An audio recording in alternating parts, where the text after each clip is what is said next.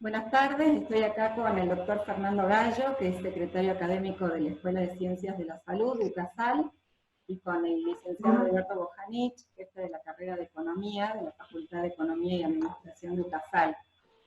Yo soy Verónica Figueroa, dirijo el Instituto para la Integración del Saber, y quisimos reunirnos para conversar un poco a partir de la situación que estamos viviendo de emergencia sanitaria. Cuando me surgió la inquietud de convocarlos para conversar, simplemente disparar algunas reflexiones que de esta situación nos ha convocado.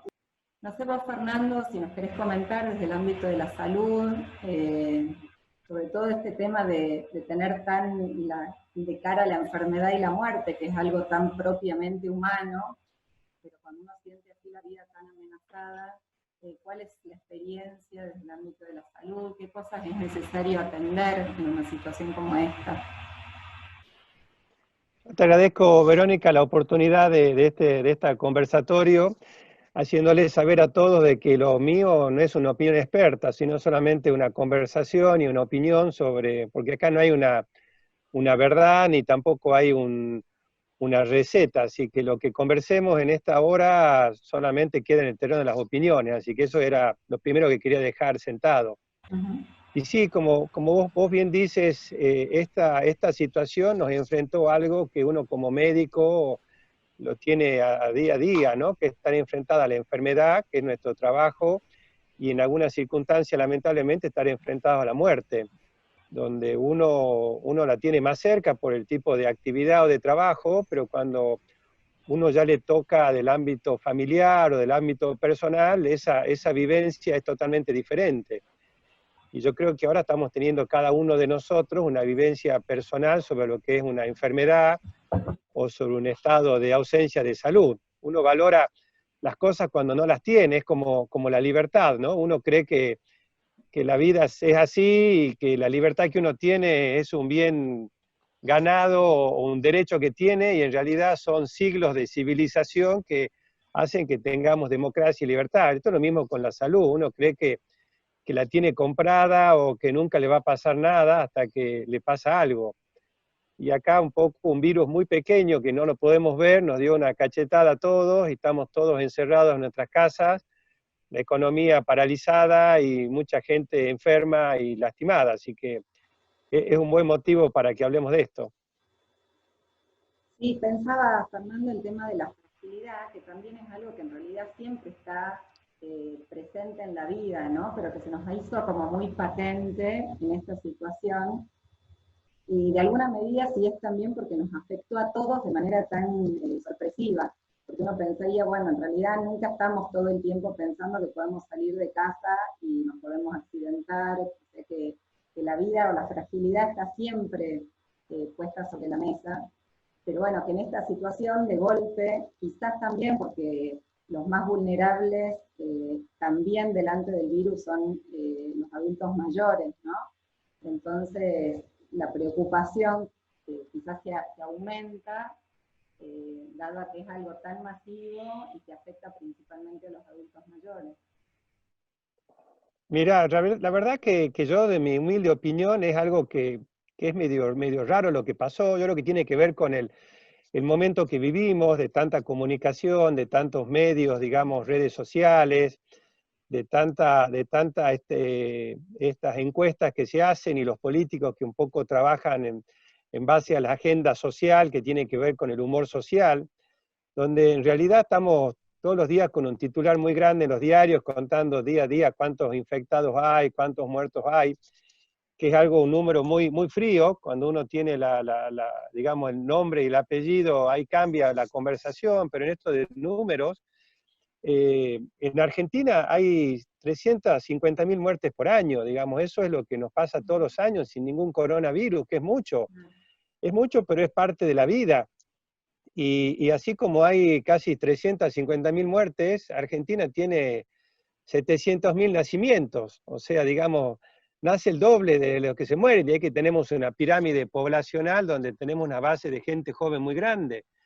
Entonces, digamos, estamos todos focalizados contando el día a día de lo que pasa, cuando en realidad esto pasa todos los días y nos pasa a todos de una u otra manera.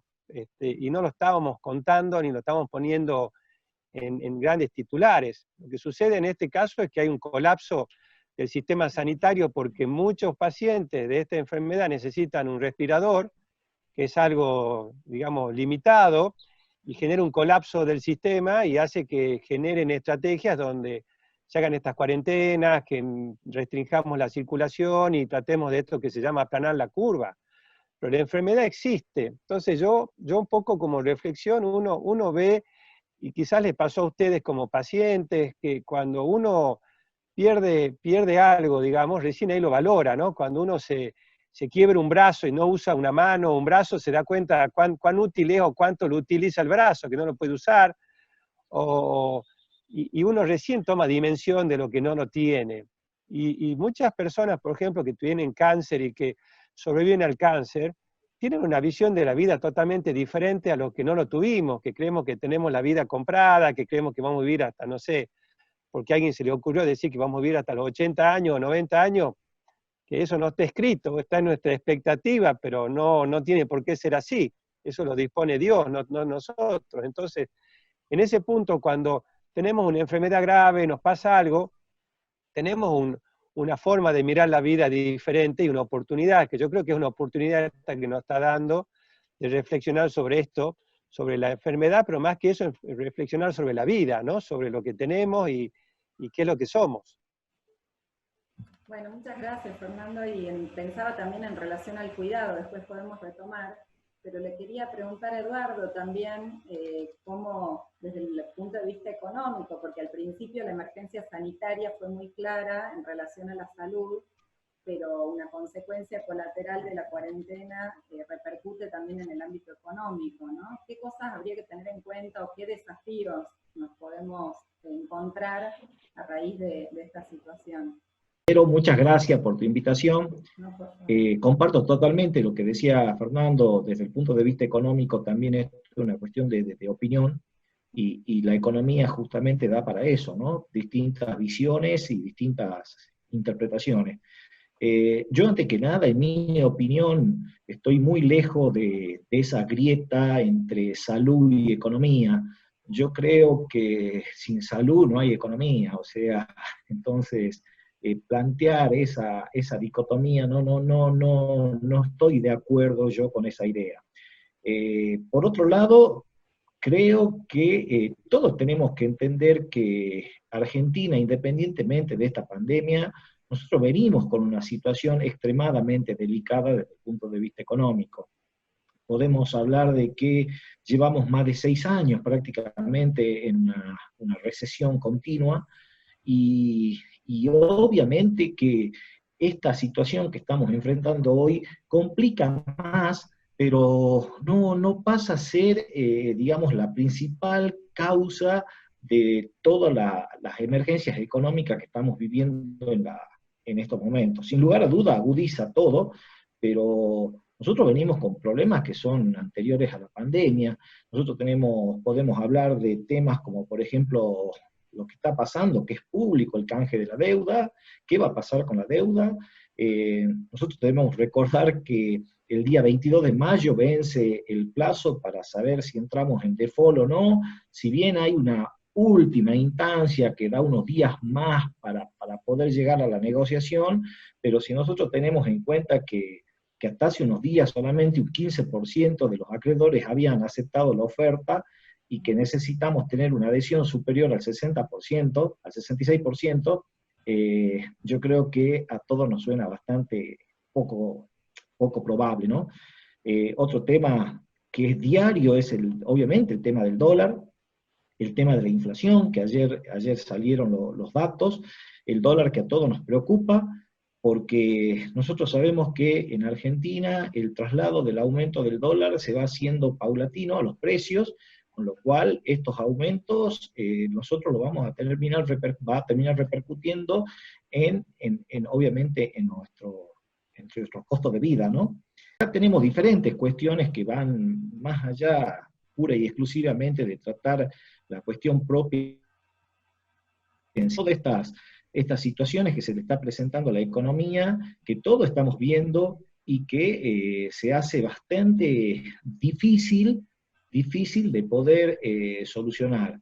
Yo creo que por eso tratar de diferenciar, o mejor dicho, tratar de justificar una cosa con la otra, o salud, o economía, no me parece a mí que sea justamente un tema que tendría que ser un debate, y hasta diría hasta un debate a nivel nacional, ¿no? No, sin duda, creo que esto que vos decías al principio, ¿no? No hay economía sin salud, sin duda, al menos en mi opinión, ya que estamos planteándolo en términos de conversatorio, que sin duda uno prioriza la salud, ¿no? O sea, realmente, pero bueno, claramente una situación de cuarentena tan prolongada trae otras consecuencias que agudizan quizás una situación que ya venía dándose, ¿no? Y la pregunta es, bueno, ¿cómo salir de esto? Que en realidad es una situación de incertidumbre y no hay muchas maneras, me parece a mí, de programar, ¿no? De pensar un itinerario o una ruta de trabajo hacia donde encauzarnos, ¿no? Pero bueno, creo que la prioridad, me quedaba pensando también, Fernando, lo que vos decías de cómo cuidarnos, ¿no? Y que cómo cuidarnos cuando uno siempre está en una situación de vulnerabilidad, porque la vida en sí es frágil, también cómo cuidarnos a nivel no solamente de salud, sino de conciencia social, esto puede generar también aprender a valorar situaciones de compartir, ¿no? De generar comedores solidarios que se han empezado a reactivar a raíz de esta situación, cómo generar encuentros a partir del cuidado del otro, ¿no? En ese sentido, digamos, al tener menos recursos también desafía a que uno pueda tener mayor creatividad a la hora de mirar al otro y de cuidarlo. Algunos dicen, bueno, después de esto todo va a seguir igual, y otros dicen, bueno, es una oportunidad para que haya un cambio, ¿no? De mirada en relación al mundo. Yo pensaba también en lo vincular, ¿no? Así como esto nos despertó la necesidad de conectarnos a través de la tecnología y podemos hacer un conversatorio así, que en realidad siempre lo podíamos hacer. Sin embargo, antes no teníamos la necesidad de hacerlo de este modo, ¿no? Pero bueno, quizás en otros ámbitos también, ¿qué de lo que hemos aprendido de esta situación puede generar un cambio en los vínculos a futuro y qué no, digamos, ¿no? Algunos dicen, no, esto va a seguir siendo igual, que sálvese quien pueda, cuando termine la cuarentena cada uno va a volver a mirar lo suyo. En esta expresión por ahí de que estamos todos en el mismo barco, pero no estamos todos en el mismo barco, ¿no? Porque cada uno está en una situación diferente, vive la cuarentena de manera distinta, con desafíos que limitan más la vida, y algunos en los que se les juega la vida también, ¿no? Entonces la pregunta es si piensan que esto puede cambiar, ¿no? O en qué puede cambiar, mejorar o no, el modo de vincularnos a partir de la cuarentena, qué podemos haber redescubierto a partir de esta situación, ¿no?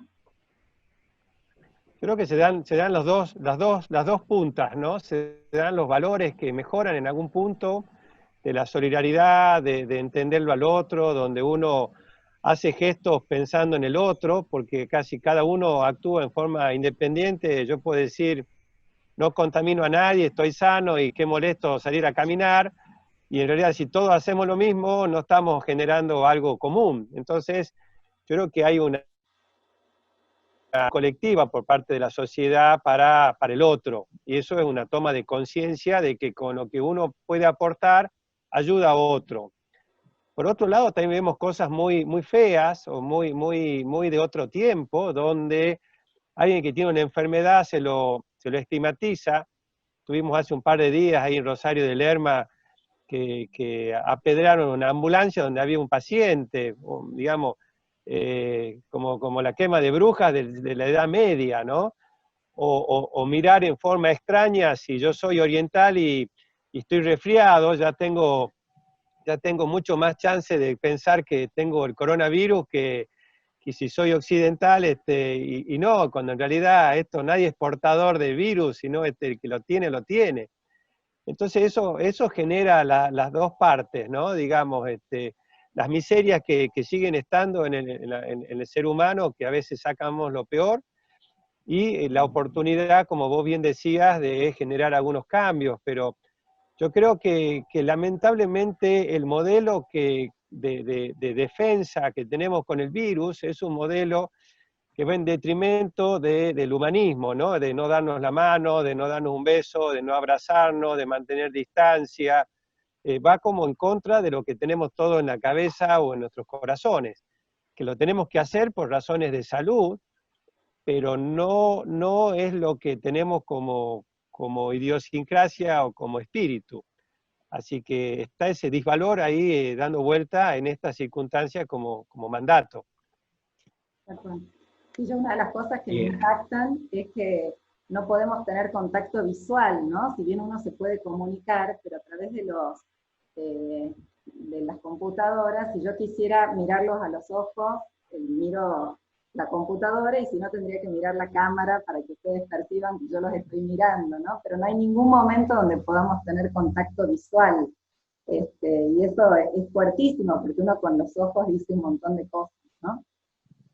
Eduardo, ¿vos querías decir algo recién? Sí, sí, en relación a la pregunta que vos nos hacías recién, sinceramente, desde mi opinión, la parte económica, esta salida gradual y cómo vamos a terminar con cuando termine esta situación, la economía, qué va a pasar con la economía, ¿no? Yo realmente lo veo al tema muy preocupante, es muy, muy complicado. Yo lo primero que dije fue, esto viene de antes de la pandemia, lo que va a hacer esta situación es hacer más compleja la situación. Eh, Siempre existen lo que nosotros llamamos indicadores que te van un poco mostrando, sobre todo en función de las expectativas que tenemos, ¿no es cierto? Y de cómo se va manejando la economía. Yo creo que una clara muestra es el hecho de que por lo menos no fue conocido un proyecto de gobierno, un proyecto económico antes de la pandemia, tampoco lo tenemos ahora.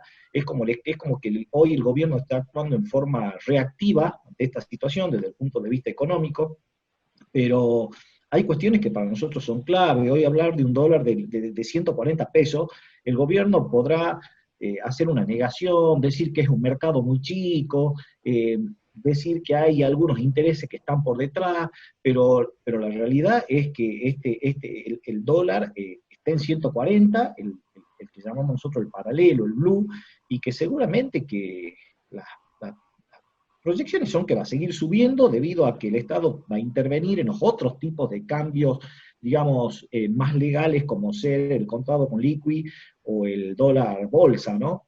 Entonces, todos estos indicadores nos están mostrando una cierta complejidad. Nosotros siempre, la economía argentina siempre tuvo un fuerte apoyo cada vez que necesitó salir de situaciones muy críticas con el campo. Hoy lo que se está dando con el campo es una situación muy, muy, muy, muy especial, debido a que hoy mismo el gobierno ya informó que quiere de alguna forma obligar al campo a liquidar los granos, y yo pregunto, o sea, uno lo ve desde el punto de vista económico y dice, bueno, cada uno cuida su activo de la mejor forma. Entonces, para que se dé una idea, hoy, si nosotros tomamos el dólar oficial, que es el dólar al que se liquidan las exportaciones, y le agregamos las retenciones, para que ustedes tengan una idea, el dólar hoy del campo estaría aproximadamente a 43 pesos. Hablar ante un dólar paralelo de 140 es lógico que el campo está reteniendo su producción, porque es la moneda fuerte que tiene para preservar el valor de su riqueza. Creo que, por ejemplo, los dólares estos que yo recién hacía mención, estos dólares como el MEP, por contado con liqui, ya nos está mostrando un poco lo que puede llegar a darse en el futuro, porque hay una emisión monetaria muy, muy grande. Obviamente el tema de la deuda es un tema que nos va a tener a todos muy, muy pendiente hasta el 22 de mayo. Ojalá que esta situación de pandemia ayude a que se pueda llegar a cerrar una negociación. Mucha gente, muchos intelectuales, muchos economistas del mundo apoyan la posición de Argentina de manera, digamos, formal, pero la realidad económica es otra, ¿no? Los fondos no lo aceptan. pero a mí realmente me preocupa cómo puede llegar a ser el deterioro de la economía que se está viviendo en estos últimos tiempos, a nivel de cierres de empresa, aumento o sea, de la desocupación y bueno, otros indicadores más, ¿no? Después de escucharte, Eduardo, uno piensa, ahora vale más que nunca la pregunta, que Dios nos ayude, decimos, ¿no? Después, ¿cómo salimos de todo esto? Que Dios nos ayude. Y quería como comentarles que a partir de la situación de pandemia, yo como teóloga me dedico a reflexionar acerca de Dios. Así que si bien es válido poder decir que Dios nos ayude, sabemos en la historia de que Dios actúa de manera mediada, ¿no? Siempre. La encarnación, decimos que Jesús, que Dios se haya hecho hombre en Jesús, implica que se metió en la historia, ¿no? Entonces, para mí fue interesante también como oportunidad para reflexionar acerca de las imágenes de Dios que tenemos en esta situación, porque se escuchó de todo, ¿no? Desde cadenas de oración, desde cuestiones así más fundamentalistas, de que esto podría ser un castigo de Dios o que llegaba el apocalipsis, eh, que en realidad, digamos, ¿a qué obedecen? A que el Antiguo Testamento tiene algunas imágenes de Dios donde se le hacía responsable a Dios de terremotos, pestes o catástrofes, pero que hoy por hoy ya no hemos superado de alguna manera esa imagen de Dios porque la razón de aquello es que no tenían otra manera de explicar las realidades naturales, ¿no? Hoy decimos, bueno, es un virus, y además sabemos de alguna manera cómo se pudo haber originado, podemos estudiar de qué manera se transmite, y entonces tenemos muchas más herramientas también para cuidarnos y cuidar a otros, ¿no? Y después pensaba esto de que, bueno, la fragilidad, la enfermedad y la muerte es parte de la vida humana. Son, podríamos decir, las condiciones o las reglas del juego de la vida, ¿no? No queda otra, es parte de nuestra humanidad. Entonces, a veces me quedaba pensando, Fernando, y ya que estamos en el ámbito de la opinión, retomo esto que vos decías, solo Dios decide, solo Dios sabe el día de nuestra muerte. Me parece interesante pensar que la imagen de Dios, de Jesús, es un Dios que siempre quiere el bien y siempre quiere la vida, ¿no? Hay una expresión del Evangelio de Juan que pone en bocas de Jesús la frase, yo he venido para que tengan vida y vida en abundancia. Y muchas veces decimos, bueno, por algo será, o Dios se lo llevó, ¿no? O Dios decide. Desde mi perspectiva, más bien prefiero decir que Dios está alentándonos a atravesar esta situación. No es que Él decida el momento de nuestra muerte, sino que Él nos ha creado de esta manera, no podía ser de otra manera porque somos criaturas y por tanto somos frágiles, ¿no? Con lo cual en algún momento vamos a enfermar y vamos a morir, y eso podrá ser por una enfermedad larga, podrá ser por un accidente, y tiene que ver con las reglas del juego de la vida solamente, ¿no? Creo que sí podemos pedir, en el sentido de que Dios nos ayude, en que Dios nos ayude a ponernos en movimiento, ¿no? Por eso me interesaba este conversatorio, porque creo que tanto desde el ámbito de la salud, de la economía, cada ser humano puede poner todo de sí en esta situación, ¿no? Creo que es una invitación que nos hace la vida a manejarnos a partir del cuidado al otro. Y es ahí donde Dios se manifiesta, ¿no? Rezar nos puede hacer caer en la cuenta de la necesidad del otro, de la necesidad de uno, y el espíritu, que la palabra hebrea es ruach, que es un femenino, quiere decir aliento, soplo, ¿no? Es una palabra activa. Entonces dejarnos mover por el espíritu de alguna manera es activarnos para realizar lo que hay que hacer para salir de esa situación. Lógicamente no nos evita el discernimiento de qué es lo que tenemos que hacer, ¿no? Y ahí es lo difícil, donde uno tiene que optar, incluso en esta situación concreta de la cuarentena, si nos quedamos todos en casa, qué sectores se abren y demás. Pero bueno, lo importante, me parece a mí, lo rico es saber que, sabiéndonos sostenido por el Dios de la vida, lo importante es priorizar el cuidado, y ahora sabemos que no solamente de la persona humana, sino del mundo, ¿no? La cuestión ecológica también se ha puesto muy de cara a esta situación, sabiendo que si no cambiamos la manera de vivir, que era algo que ya veníamos diciendo antes de la pandemia, probablemente las condiciones de vida no se mejoren. ¿no? Quizás es una oportunidad para repensar ciertas imágenes de Dios, ¿no? Creo que sabernos sostenidos por Dios y que no hay nada que pueda hacer que Dios nos quite su bendición, digamos, nos responsabiliza, nos ayuda a actuar con libertad, sabiendo que podemos responder y que Dios nunca nos va a quitar su ayuda o su confianza en nosotros, ¿no? Esta reflexión que comentas, Vero, viene muy a colación a situaciones que están viviendo algunos hospitales en el mundo, donde están con el colapso del sistema médico, digamos, de la infraestructura, y tienen que tener la decisión de tomar una medida sobre a quién le ponen un respirador y a quién no. Y ahí un poco se juega esto a jugar a Dios, como se dice, ¿no?, vulgarmente, de quién se salva y quién no se salva y quién toma esa decisión. Quién llega primero, el que es más joven. Hay un montón de motivos y un montón de factores para establecer esto, donde realmente nos pone al frente si estamos frente a algo material, si ponemos un joven, lo priorizamos sobre alguien mayor porque tiene más expectativa de vida y puede producir más a la sociedad, que es un motivo económico, o todos valemos igual, y no importa si uno tiene 25 años o tiene 70, y somos igual de valiosos, y bueno, no solamente es la edad el motivo por el cual tengo que decidir uno u otro, pero realmente el dilema ético que tienen muchos colegas al momento de tener que ofrecer algo que es un bien escaso, es algo complejo, y se necesitan un poco estructuras de apoyo, tanto desde la ética, para poder sustentar, digamos, ese tipo de decisiones en estas cuestiones que son tan dramáticas en algún momento.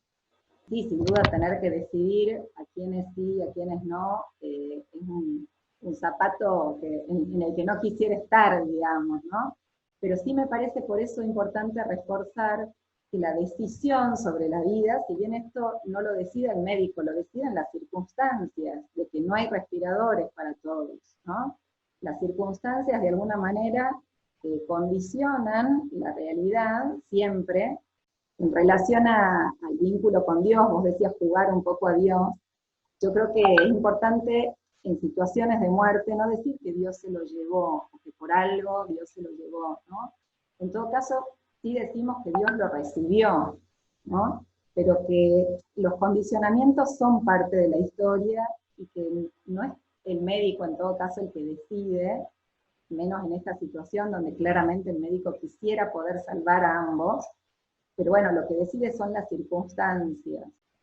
Desde el punto de vista, económico, compartiendo con ustedes también esta situación, podemos dar un ejemplo, el famoso impuesto a la riqueza, ¿sí?, que hoy es un tema que se está discutiendo mucho en Argentina, donde el gobierno prefiere no llamarlo impuesto, sino un aporte de emergencia, es decir, canalizar dinero de aquellos sectores que tienen obviamente una situación totalmente distinta frente a los sectores más vulnerables.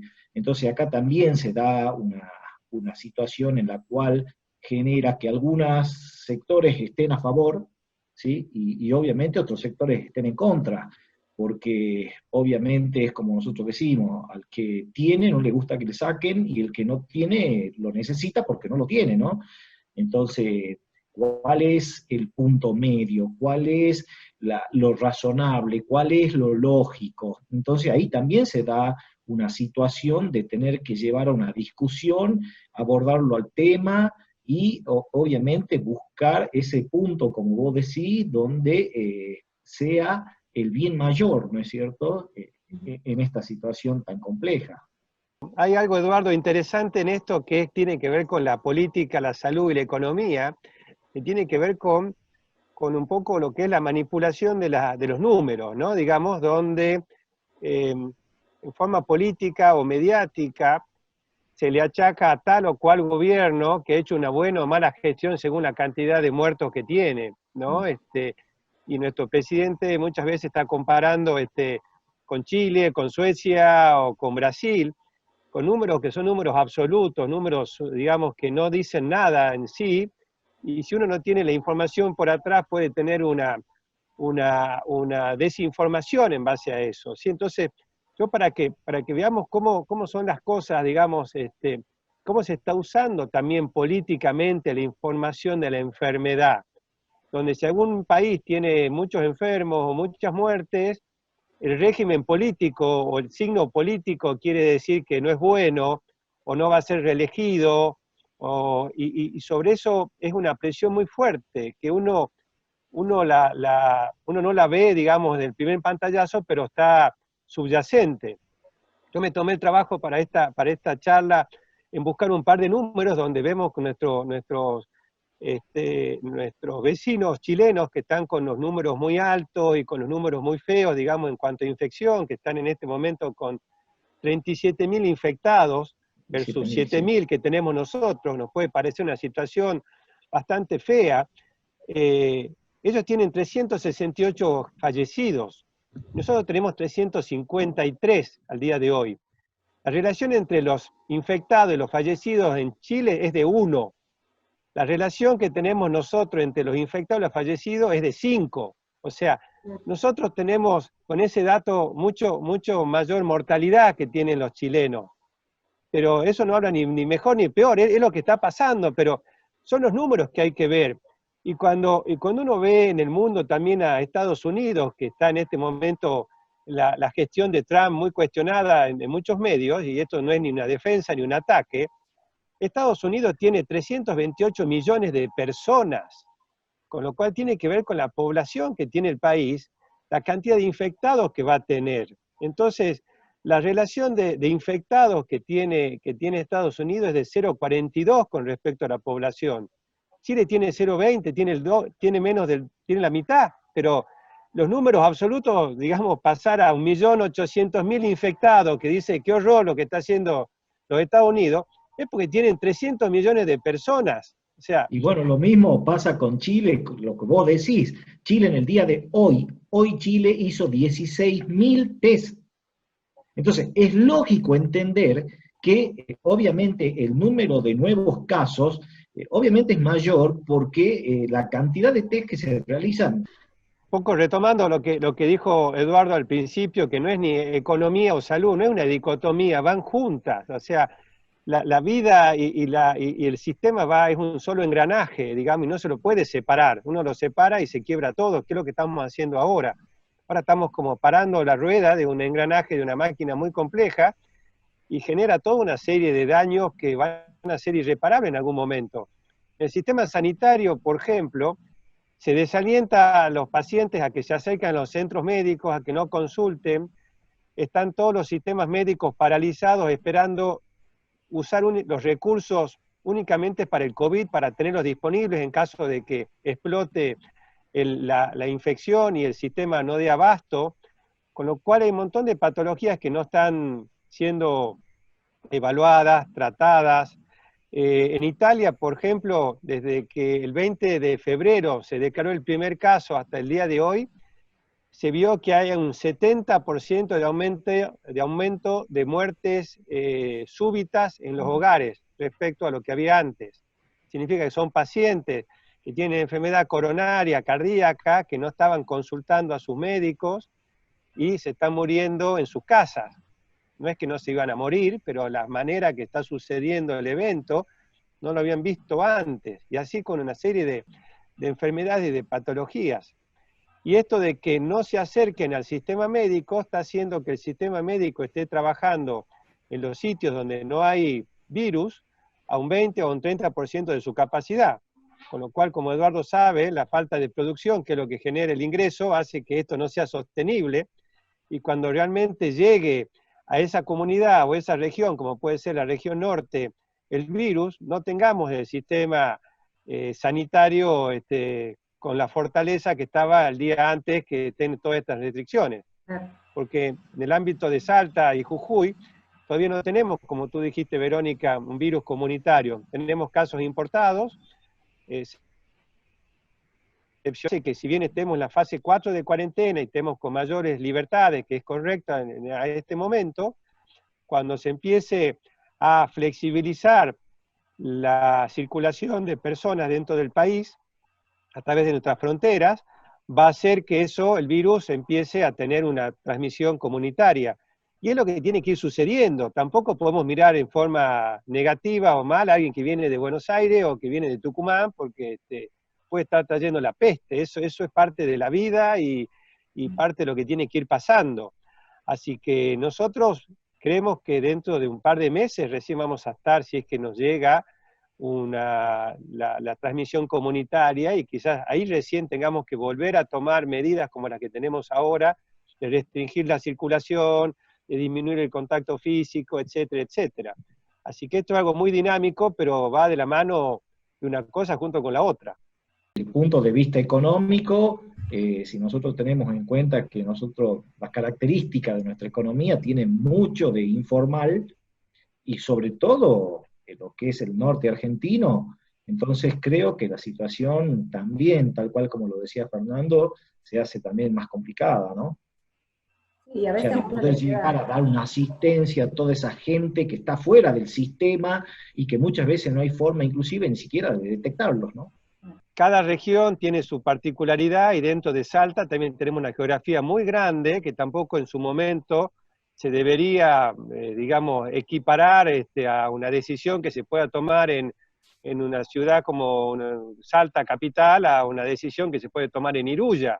Claro. Digamos, no es extrapolable las medidas que hay que tomar en un lugar y en otro, porque esto es una cuestión de transmisión de virus, y si uno sabe que en una zona como Iruya no hay ningún contagio, y nadie entra ni nadie sale, o el que entra o sale se hace un test, no deberían por qué estar con barbijo ni con restricciones al día de hoy.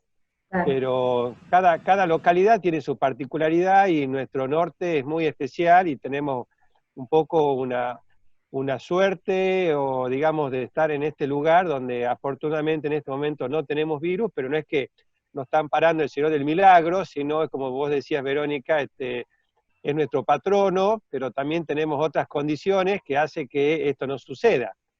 Y yo pensaba también, bueno, por ahí escuché el comentario de que no hay tantos casos en Salta, que en el colegio más divino. Yo digo, pobre los chaqueños, ¿no? Que están al lado y no protegen entonces muy mal. Eso sí hay que tener cuidado, porque es tal cual, como decís, o sea, hay circunstancias, características propias de nuestra zona, algunas zonas de mayor circulación. De hecho, Buenos Aires y Gran Buenos Aires, justamente donde más concentración de poblacional hay, y entonces es lógico también el lugar de donde salen el aeropuerto internacional. Entonces es lógico que haya más tasa de contagios ahí, ¿no? Bueno, les agradezco muchísimo, la verdad que ha sido una conversación súper interesante, da ganas de seguir charlando, así que de nuevo, muchas gracias Eduardo, muchas gracias Fernando por aceptar la invitación, muchísimas gracias, estamos en Gracias contacto, a ustedes, ¿eh? Un Muchas placer, gracias. Vero. Adiós, Eduardo. Chao, Un Verónica. abrazo, muchas gracias.